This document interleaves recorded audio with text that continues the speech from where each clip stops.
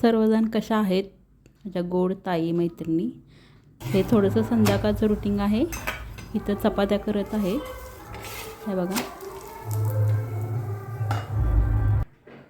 पनीर भुर्जी आणि चपाती आज जेवणामध्ये.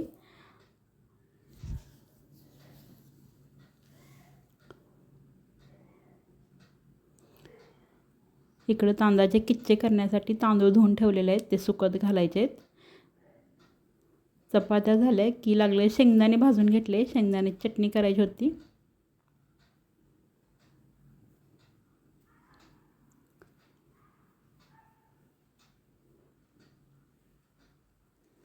शेंगदाणे थंड झाले की मी एक वाटी घेतल्या. वाटीनं टलपारा निघतात लगेच पटकन.